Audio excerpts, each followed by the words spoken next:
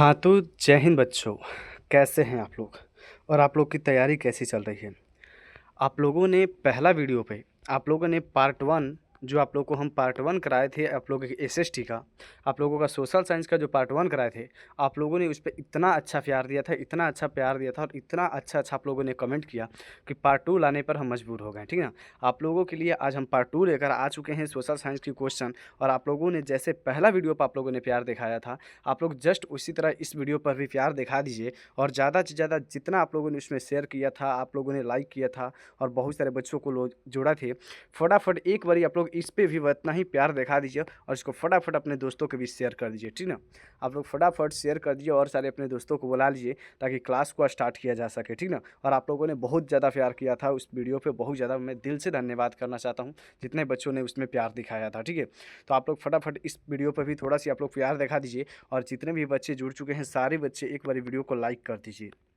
जितने भी बच्चे आज के लाइव क्लास में जुड़ चुके हैं, सारे बच्चे एक बार वीडियो को लाइक कर दीजिए और फटाफट आप लोग के पास जितना व्हाट्सएप ग्रुप है, सब में इसको शेयर कर दीजिए। आपके पास जितना व्हाट्सएप ग्रुप होगा, स्कूल का हो, कोचिंग का हो, दोस्तों का हो या फिर कोई भी ग्रुप हो, इंस्टाग्राम ग्रुप हो, ट्विटर ग्रुप हो, टेलीग्राम ग्रुप हो, सब में इसको शेयर करिए और सारे बच्चों को जोड़ दीजिए, ठीक ना? क्योंकि आप लोगों की इस चैनल पे बहुत बेहतरीन तैयारी कराई जाती है।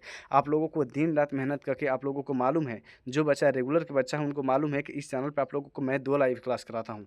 एक आप लोग को मैं सुबह में लाइव क्लास लेता हूँ, एक सुबह में लेता हूँ और एक आप लोग को शाम में लेता हूँ। अगर इस दोनों लाइव क्लास को जो बच्चा लास्ट तक बन के देख लेता है, मतलब आप लोगों की ये लाइव क्लास आप लोगों को 1 दिन, 2 दिन, 3 दिन ये चलने वाली नहीं है, जब तक आप लोग एग्ज़ाम हॉल में घुस नहीं जाते। मतलब एग्ज़ाम हॉल में घुसते रहते हैं, घर पे आप लोग खाना बनाते हैं, तैयार होते हैं, तब तक आप लोग को हम लाइव क्लास कराते रहते हैं, ताकि ज़्यादा से ज़्यादा आप क्वेश्चनों को कर लें और जाकर एग्ज़ाम में करके आ जाएँ, ठीक ना?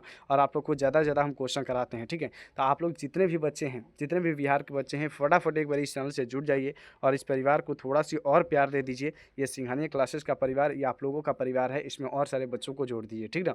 आप लोग फटाफट इसको प्यार दीजिए और सारे क्लास को स्टार्ट करते हैं और आप लोग के सामने हम पहला क्वेश्चन लेकर आ चुके हैं और इसका आंसर हम देखते हैं कौन-कौन बच्चे हैं, कौन-कौन बच्चे हैं और आप लोग की तैयारी भी हम देखना चाहते हैं कितनी अच्छी हुई है कि आप लोग इसका कमेंट बॉक्स में आंसर लिख देते हैं, ठीक है? आप लोगों को हम देखना चाहते हैं कौन-कौन बच्चे हैं जो कमेंट बॉक्स में इसका आंसर देते हैं। क्या हो जाएगा आंसर आप लोग दीजिए। क्या होगा पहला क्वेश्चन का आंसर? करके बिहार के विकास के बिना भारत का विकास संभव नहीं है, यह कथन किसका है? बिहार के विकास के बिना भारत का विकास संभव नहीं है, यह कथन किसका है? ए में कह रहा है राजेंद्र प्रसाद का, बी में कह रहा है अब्दुल कलाम का, सी में कह रहा है महात्मा गांधी का, डी में कह रहा है जवाहरलाल नेहरू का। तो बिहार के विकास के बिना भारत का विकास संभव नहीं है, ये बात बोले थे APJ Abdul Kalam. Right answer क्या हो जाएगा? बी हो जाएगा। चलिए देख लेते हैं अगला प्रश्न, 2 नंबर प्रश्न। आप लोगों ने जैसे पहला वीडियो पर प्यार आप लोगों ने दिखाया था, इस वीडियो पे वैसा ही प्यार दिखा दीजिए, ठीक है? और ज़्यादा से ज़्यादा बच्चों को इसमें जोड़ दीजिए, ठीक है? 2 नंबर क्वेश्चन क्या कह रहा है सुनिए कि भारत में योजना आयोग का गठन कब हुआ? भारत में योजना आयोग का गठन कब हुआ? ए में कह रहा है 15 मार्च 1950 में, बी में कह रहा है कि 15 मार्च 1951 में, सी में कह रहा है कि 15 अप्रैल 1950 में, डी में कह रहा है कि 15 अप्रैल 1951 में। बताइए भारत में योजना आयोग का गठन कब हुआ था? तो बता दूं कि 15 मार्च 1950 में, 1950 में। इसका राइट आंसर क्या हो जाएगा? ए हो जाएगा, ठीक है? चलिए देख लेते हैं 3 नंबर प्रश्न। 3 नंबर प्रश्न क्या कह रहा है और इसका आंसर आप लोग कमेंट बॉक्स में दीजिए। कह रहा है कि कृषि का विकास करना किस पंचवर्षीय योजना का मुख्य उद्देश्य था? कृषि का विकास करना किस पंचवर्षीय योजना का मुख्य उद्देश्य था? ठीक है, किस पंचवर्षीय योजना का है? ए में कह रहा है पहली पंचवर्षीय योजना, बी में कह रहा है दूसरी पंचवर्षीय योजना, सी में कह रहा है तीसरी पंचवर्षीय योजना, डी में कह रहा है पांचवी पंचवर्षीय योजना। तो कृषि का विकास करना पहली पंचवर्षीय योजना के अंतर्गत इसको रखा गया था, मुख्य उद्देश्य बनाया गया था, ठीक है? अगला देख लेते हैं क्वेश्चन। आप लोग बताइए आप लोगों को ये क्वेश्चन कैसा लग रहा है? आप लोगों को जो हम पार्ट 1 में क्वेश्चन लेकर आए हैं वो भी क्वेश्चन बहुत बेहतरीन था और आप लोग का ये भी क्वेश्चन बहुत बेहतरीन है, ठीक ना? और ये सारा क्वेश्चन आप लोग को एग्जाम में डायरेक्ट लड़ने वाला क्वेश्चन है। जो बच्चे इस क्लास को लास्ट तक बन के कर लेंगे, समझिए कि उन लोग की तैयारी बहुत बेहतरीन हो जाएगी, ठीक ना? 4 नंबर क्वेश्चन का आंसर कमेंट बॉक्स में दीजिए। 4 नंबर क्वेश्चन कह रहा है कि मानव विकास रिपोर्ट का प्रकाशन निम्न में से किसके द्वारा किया जाता है? मानव विकास रिपोर्ट का प्रकाशन किसके द्वारा किया जाता है? ए में कह रहा है WTO के द्वारा, बी में कह रहा है WHO के द्वारा, सी में कह रहा है UNDP के द्वारा, डी में कह रहा ILO के द्वारा। तो इसका राइट आंसर क्या हो जाएगा? इसका राइट आंसर सी हो जाएगा, ठीक ना, UNDP के द्वारा। ठीक है, चलिए नेक्स्ट क्वेश्चन देख लेते हैं। 5 नंबर क्वेश्चन। 5 नंबर क्वेश्चन क्या कह रहा है सुन लीजिए। 5 नंबर क्वेश्चन कह रहा है कि भारत का पहला मानव विकास रिपोर्ट किस प्रधानमंत्री द्वारा जारी किया गया था? ए में कह रहा मनमोहन सिंह के द्वारा, बी में कह रहा अटल बिहारी वाजपेयी के द्वारा, सी में कह रहा इंद्र कुमार गुजराल के द्वारा, डी में कह रहा है जवाहरलाल नेहरू के द्वारा। तो इसका राइट आंसर क्या हो जाएगा? डी हो जाएगा। चलिए देख लेते हैं अगला question. 6 number question. 6 number question क्या कर रहे हैं सुनिए। कह रहे कि गरीबी के कुचक्र की अवधारणा किसने मतलब दिया था? ए में कह रहा कि साइमन कुजनेस ने, बी में कह रहा किन्स ने, सी में कह रहा कि अल्फ्रेड मार्शल ने, डी में कह रहा कि रैगनर नर्कस ने। तो याद रखना है रैगनर नर्कस ने दिया था, ठीक ना, राइट आंसर डी हो जाएगा। चलिए देख लेते हैं अगला 7 नंबर क्वेश्चन। 7 नंबर क्वेश्चन क्या कह रहा है? भारत के सर्वाधिक प्रति व्यक्ति आय वाला राज्य कौन है? ए में कह रहा पंजाब, बी में कह रहा गोवा, सी में कह रहा महाराष्ट्र, डी में कह रहा कर्नाटक। तो इसका राइट आंसर क्या हो जाएगा? गोवा। ठीक है ना, राइट आंसर बी हो जाएगा। ठीक है, चलिए देख लेते हैं 8 नंबर प्रश्न। 8 नंबर प्रश्न क्या कह रहा है? 8 नंबर प्रश्न भी बहुत इंपॉर्टेंट। क्या होगा 8 नंबर क्वेश्चन का आंसर? 8 नंबर क्वेश्चन करके एक वर्ष में, या क्वेश्चन तो एक माना जाता है, एक वर्ष में किसी देश में अर्जित आय की कुल मात्रा क्या कहलाती है? ए में कह रहा प्रति व्यक्ति आय, बी में कह रहा औसत आय, सी में कह रहा राष्ट्रीय आय, डी में कह रहा इनमें से कोई नहीं। तो इसका राइट आंसर क्या हो जाएगा? सी हो जाएगा, ठीक ना, राष्ट्रीय आय। नेक्स्ट क्वेश्चन देख लेते हैं 9 नंबर क्वेश्चन। 9 नंबर क्वेश्चन क्या कह रहा है कि टक्का किस देश की मुद्रा है? टक्का किस देश की मुद्रा है? ए में कह रहा सिंगापुर, बी में कह रहा इराक, सी में कह रहा नेपाल, डी में कह रहा बांग्लादेश। तो टक्का किस देश की मुद्रा है? तो याद रखना है बांग्लादेश की, ठीक है ना। चलिए देख लेते हैं अगला 10 नंबर क्वेश्चन। 10 नंबर क्वेश्चन भी इंपॉर्टेंट है और इसका भी आंसर आप लोग कमेंट बॉक्स में दीजिए। करके बिहार में पहला क्षेत्रीय ग्रामीण बैंक स्थापित हुआ था कब? ए में कर 1974 में, बी में कर 1975 में, सी में कर 1976 में, डी में कर 1977 में। तो इसका राइट आंसर क्या हो जाएगा? बी हो जाएगा, ठीक है, 1975 में। चलिए नेक्स्ट क्वेश्चन देख लेते हैं 11 नंबर क्वेश्चन। 11 नंबर क्वेश्चन क्या कह रहा है सुनिए, इसका आंसर आप लोग कमेंट बॉक्स में दीजिए।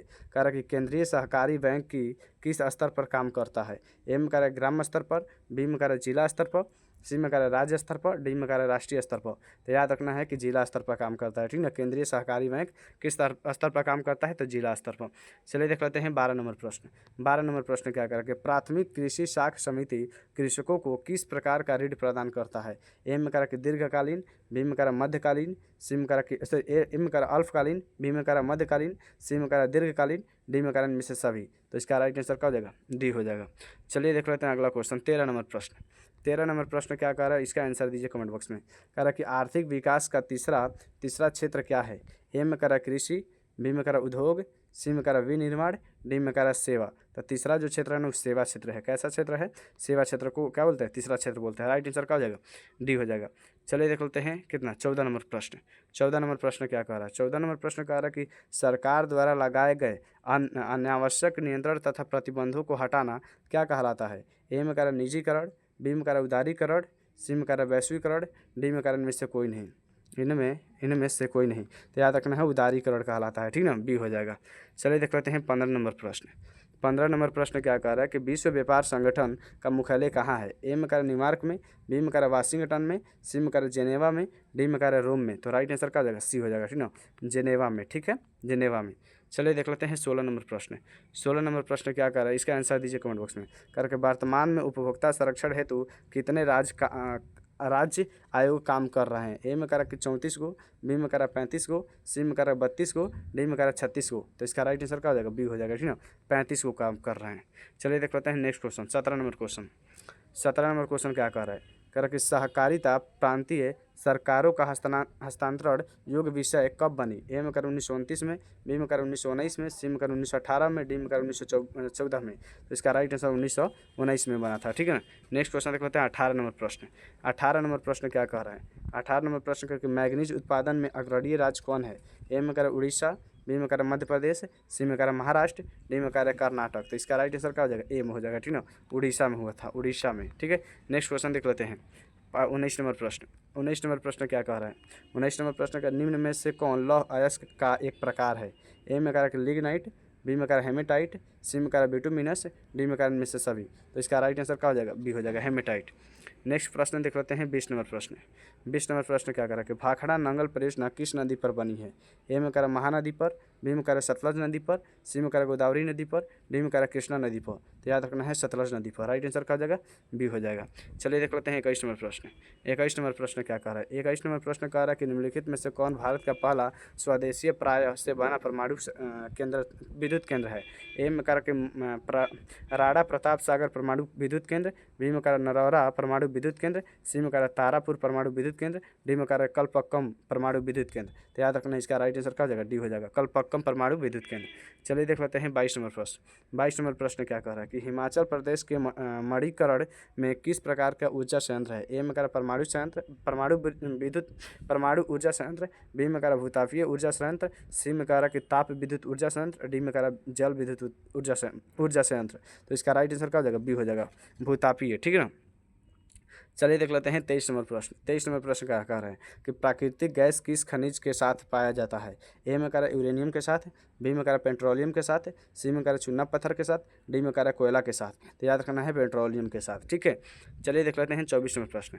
24 नंबर प्रश्न क्या कह रहा है? इंपोर्टेंट है और इसका आंसर दीजिए कमेंट बॉक्स में। कह रहा कि ब्रिटेन के सहयोग से कहाँ लौह इस्पात उद्योग बना था? ए में करा बोकारो में, बी में करा के राउरकेला में, सी में करा सेलम में, डी में करा दुर्गापुर में। तो इसका राइट आंसर क्या हो जाएगा? डी हो जाएगा, दुर्गापुर में। चलिए नेक्स्ट क्वेश्चन देख लेते हैं। नेक्स्ट क्वेश्चन क्या करें? 25 नंबर क्वेश्चन कह रहा कि हुगली औद्योगिक प्रदेश कहाँ का केंद्र है? ए में करा कोलकाता रिसरम में, बी में करा कोलकाता कोन नगर में, सी में करा कोलकाता मेदिनीपुर में, डी में करा कोलकाता हावड़ा में। तो इसका राइट आंसर क्या हो जाएगा? डी हो जाएगा। ठीक ना। जितने भी नए बच्चे हैं, सारे नए बच्चे एक बार चैनल को सब्सक्राइब कर लीजिएगा और जैसे आप लोगों ने पार्ट 1 पर प्यार दिया था, इसमें भी उतना ही प्यार दीजिएगा और सारे अपने दोस्तों को जोड़ लीजिए। आज जितने भी नए बच्चे हैं इस चैनल से जरूर जुड़ जाएंगे। ठीक ना। जय हिंद, वंदे मातरम। मिलते हैं नेक्स्ट वीडियो में, तब तक के लिए जय हिंद, वंदे मातरम।